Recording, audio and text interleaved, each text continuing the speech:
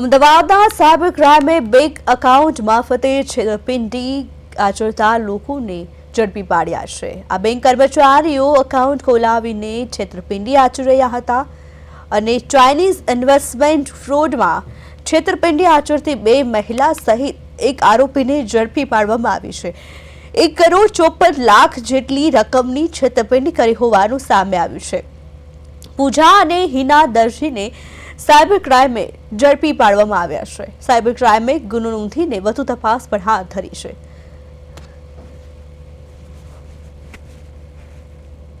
Ahmedabad cyber crime ખાતે 1.54 કરોડના એક ઇન્વેસ્ટમેન્ટ ફ્રોડની ફરિયાદ નોંધાવવામાં આવેલી હતી। જે ફરિયાદની તપાસમાં જે ફરિયાદીના પૈસા છે એ અલગ અલગ મ્યુચ્યુઅલ એકાઉન્ટમાં ટ્રાન્સફર થયા હતા અને જે ફરિયાદી સાથે ઇનિશિયલી કોન્ટેક્ટ કરવામાં આવ્યો હતો એ કંબોડિયા સ્થિત જે ચાઇનીઝ સ્કેમ સેન્ટર છે ત્યાંથી કરવામાં આવ્યો। આ ગુનાની તપાસમાં જે 10 લાખ રૂપિયા છે એક અમદાવાદના એક એકાઉન્ટમાં ફર્સ્ટ લેયરમાં ગયા હતા। તો એમાં જે એકાઉન્ટ હોલ્ડર હરેશ મકવાણા અને રાજુ મકવાણાની પહેલાં ધરપકડ કરવામાં આવી હતી।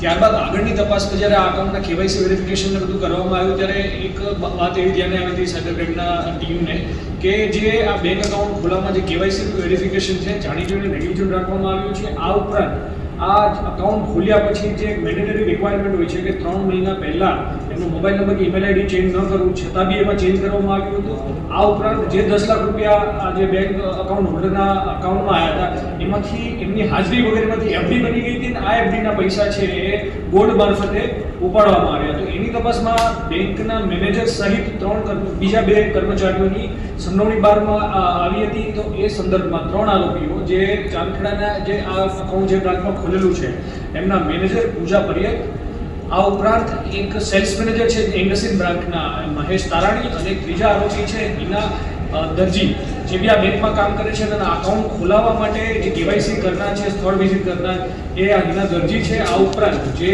સોનું ઉપાડવામાં આવ્યું છે જે ફરાર આરોપી દ્વારા એમની સાથે આ હિના દરજી જે છે એ પોતે કનિષ્ઠમાં શોરૂમમાં ગયેલા હતા અને આ સોનું ઉપાડીને અન્ય એક આરોપીને કોર્ટ તરીકે મૂકી આપી છે।